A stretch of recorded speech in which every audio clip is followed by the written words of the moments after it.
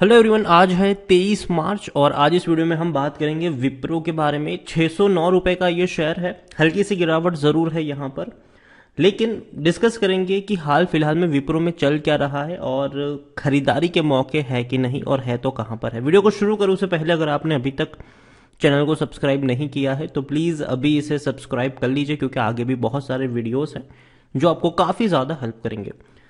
तो विप्रो का शेयर 609 रुपए के आसपास घूम रहा है और आज हल्की सी गिरावट है।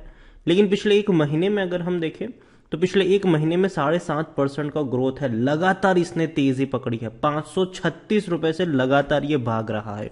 अगर आप चैनल को रेगुलर फॉलो कर रहे हो तो विप्रो के ऊपर पिछले 2 साल से मेरी लगातार कमेंट्री जारी है और पिछले पिछले 1 साल से लगातार मैं इसके ऊपर वीडियो बनाता आ रहा हूं।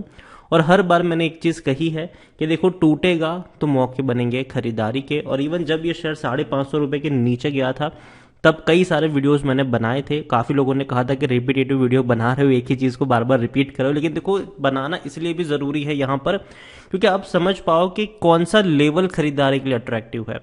अगर 550 के नीचे गया है तो भैया मौका है वो बाइंग का मौका है वो, क्योंकि वहां से तेजी लॉन्ग टर्म में आपको जरूर देखने को मिलेगी। क्योंकि देखो, विप्रो, टीसीएस, इन्फोसिस ये ऐसी कंपनी है जिनके पास बहुत बड़ा कैश है, मतलब काफी कैश रिच कंपनी है। पैसों की कमी नहीं है इन कंपनियों के पास। मैं मानता हूं कि स्टार्टअप्स जो है वो डेफिनेटली आने वाले समय में अच्छा परफॉर्म करेंगे, लेकिन स्टार्टअप्स की एक दिक्कत है, एक लिमिटेशंस भी है कि स्टार्टअप्स के पास भैया पैसों की कमी रहती है। स्टार्टअप्स अगर 1-2 साल तक फंड रेज नहीं करेंगे तो पता चला कि उसके बाद इनके पास पैसा ही नहीं बचा। तो स्टार्टअप्स की ये दिक्कत है, क्योंकि स्टार्टअप्स जनरली प्रॉफिट्स में नहीं होते हैं ज्यादातर, और यही सबसे बड़ा इनका मेन प्रॉब्लम होता है स्टार्टअप्स का कि वो प्रॉफिट्स में नहीं होते और उनको हर साल पैसा रेज करना पड़ रहा है। लेकिन विप्रो, इन्फोसिस, वहां पर ये प्रॉब्लम्स नहीं है।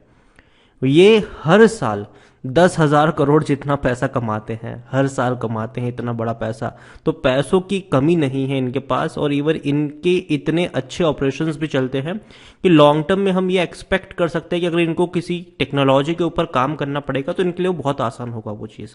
विप्रो ने आप देखो तो बढ़िया छलांग लगाई है और बेहतर है, ये अच्छी तेजी देखने को मिल रही है।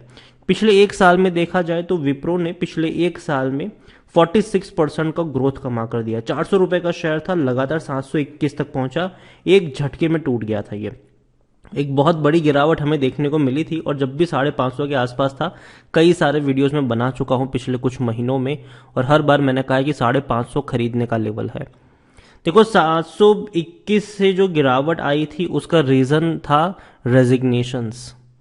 ठीक है, आईटी कंपनी में रेजिग्नेशंस की होड़ लगी थी, उसमें भी विप्रो, इन्फोसिस, टीसीएस, यहां पर बहुत बड़े पैमाने में रेजिग्नेशन लग रहे थे, क्योंकि स्टार्टअप्स कल्चर उस तरीके से बढ़ रहा था ना कि लोग या तो अपना खुद का स्टार्टअप्स कर रहे थे या फिर स्टार्टअप्स में जॉब ले रहे थे। तो रेजिग्नेशंस की बाढ़ आई हुई थी।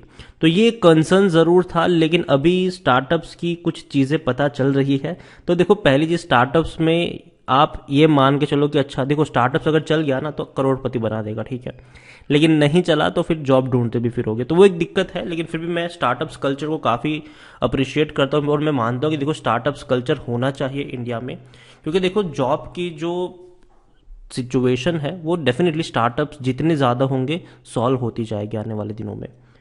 विप्रो अच्छा पैसा बनाकर दिया है इसने, और लार्ज कैप शेयर है ये। 3,34,000 करोड़ से भी ज्यादा का इसका मार्केट कैप है। वॉल्यूम्स देखे तो 35 लाख के आसपास है, अभी और बढ़ते नजर भी आएंगे।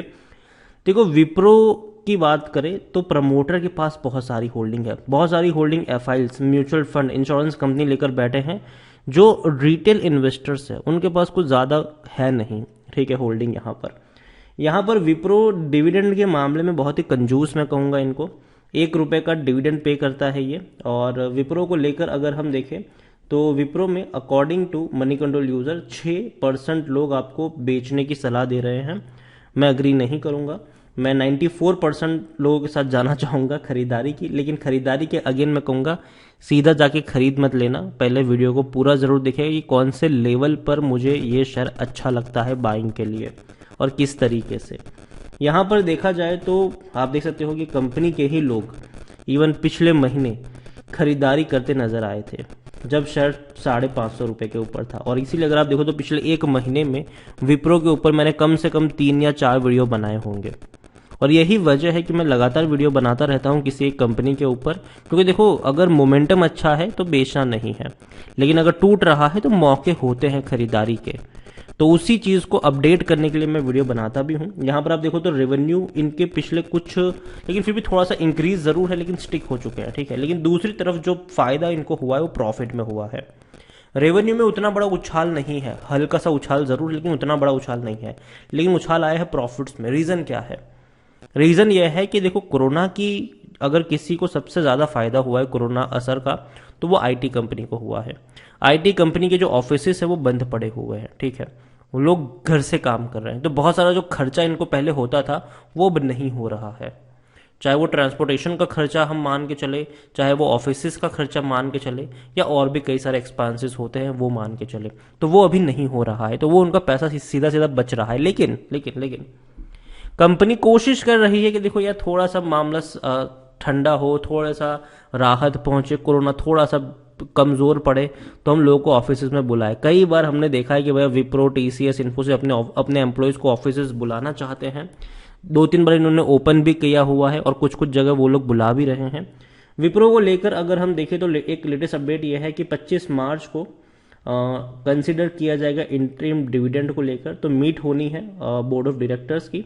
तो और देखते हैं कि क्या फाइनल डिसीजन वहां पर निकल कर आता है। 25 मार्च को बोर्ड ऑफ डायरेक्टर्स की मीटिंग है, मतलब 2 दिन बाद ही उनकी मीटिंग होनी है, और उसमें डिसीजन होगा डिविडेंड के ऊपर। तो कितना डिविडेंड होगा एक्सपेक्ट, तो देखो मैं यही कह रहा हूं कि 1 रुपए का ही डिविडेंड हो सकता है, क्योंकि विप्रो उतना ही डिविडेंड पे करता है। विप्रो ने जो पैसा बनाकर दिया है लोगों को, वो दिया है बोनसेस के थ्रू। विप्रो वो कंपनी है जो कई बार बोनस दे चुकी है, कई बार स्प्लिट हो चुकी है। आपका एक शेयर कई बार स्प्लिट होकर बोनस देकर एक का डबल, डबल का ट्रिपल, ट्रिपल का 10 गुना का भैया कई गुना बढ़ चुका है आपका शेयर्स में। तो नंबर ऑफ शेयर्स अगर आप देखो तो बढ़ चुका। कई बार हम विप्रो का एग्जांपल भी देते हैं कि अगर आपने 40 साल पहले विप्रो में अगर 10,000 रुपए भी लगाए होते तो आज उस 10,000 रुपए की कीमत 1,600 करोड़ के आसपास होती, 1,600 करोड़ के आसपास होती। तो ये डेफिनेटली कह सकते हो कि, और काफी लोग ये भी कहेंगे अच्छा 10,000 रुपए की कीमत बहुत ज्यादा थी 40 साल पहले, तो भैया उतनी ज्यादा नहीं थी जितनी 1,600 करोड़ की है आज के वक्त में। तो विप्रो को लेकर देखा जाए तो खरीदारी के सही मौके को शेयर ओवरबोर्ड जोन में नहीं है। 30 का इसका पी रेशियो है, सेक्टर पी 39 का है, महंगा तो नहीं है। 45% एनालिस्ट कहते हैं खरीदारी करो विप्रो में। विप्रो को लेकर जैसे कि मैंने होल्डिंग्स की बात करी कि रिटेल इन्वेस्टर के पास ज्यादा कुछ है नहीं। रिटेल इन्वेस्टर के पास सिर्फ 2.84% की ही होल्डिंग है। ज्यादातर holding other parties, FIIs, mutual fund और प्रमोटर के पास ही है। तो आप और हमारे पास विप्रो की ज्यादा होल्डिंग नहीं है। मैं यही कहूंगा विप्रो मुझे लॉन्ग टर्म के लिए पसंद आता है। मेरी खुद की बाइंग है विप्रो में। अगेन मैं कहूंगा मेरी नीचे के लेवल पर बाइंग थी जब कोरोना आया था इंडिया में, तो मेरी बाइंग काफी नीचे के लेवल पर है और मैं इसको लॉन्ग टर्म के लिए होल्ड कर रहा हूं, ठीक है। मैं इसको लॉन्ग टर्म के लिए होल्ड कर रहा हूं, आने वाले 4-5 साल के लिए मैं इसको होल्ड कर रहा हूं। और इस बीच मैं उम्मीद भी करूंगा कि मुझे 2-3 बार बोनस भी मिल जाए यहां पर, और शेयर प्राइस में तेजी भी आपको देखने को मिल ही जाएगी आने वाले दिनों में। विप्रो अच्छी कंपनी है, बेहतरीन कंपनी है। और जहां तक मैं बात करूं खरीदारी की, फ्रेश बाइंग की बात करूं, 600 रुपए के नीचे अगर शेयर जाता है खरीदारी के मौके बनेंगे। और फिर हर 50 रुपए की गिरावट में आप चाहो तो उसको लॉन्ग टर्म के लिए ऐड करते जा सकते हो अगर मार्केट खराब रहता है तो। हालांकि मुझे लगता है कि मार्केट में जो गिरावट आनी थी वो आ चुकी है। अब उतनी बड़ी गिरावट आप एक्सपेक्ट नहीं कर सकते हो। रशिया यूक्रेन का जो मामला था वो शुरुआती दौर का हुआ था। बाकी अभी देखो जो वॉर है वो चल ही रहा है, ठीक है। लेकिन अभी उसके जो दुष्परिणाम है वो इंडिया में कितने दिखेंगे, शायद उतने ज्यादा देखने को नहीं मिलेंगे मेरे हिसाब से। तो अभी के लिए मैं यही कहूँ कि जब तक वॉर रशिया और यूक्रेन तक सीमित है तब तक कोई बहुत भयंकर परिणाम नहीं दिखेंगे। लेकिन अगर और देश भी इसमें कूद जाते हैं तब शायद हालात बद से बदतर हो सकते हैं स्टॉक मार्केट के लिए भी और इवन पूरे बाजार के लिए भी, ग्लोबली भी। तो अभी के लिए मैं कहूंगा विप्रो मुझे पसंद आता जरूर है। खरीदारी करने के मौके 600 रुपए के नीचे हैं और हर 50 रुपए की गिरावट में अगर आप चाहो तो लॉन्ग टर्म के लिए विप्रो के शेयर में ऐड करके भी चल सकते हो। और विप्रो के अलावा आप चाहो तो टीसीएस और इन्फोसिस और एचसीएल टेक के ऊपर भी नजर रख सकते हो। जितनी गिरावट आएगी इन चारों कंपनियों में उतने ही नीचे खरीदारी के मौके भी आपको मिलेंगे लॉन्ग टर्म के लिए। वीडियो को यहीं पे एंड करूंगा। पसंद आया हो तो लाइक करें, शेयर करें। चैनल वगैरह पहली बार आए हैं तो प्लीज़ सब्सक्राइब करें। और विप्रो के बारे में आप क्या सोचते हैं वो भी आप मुझे कमेंट में लिखकर बता सकते हैं। Thank you.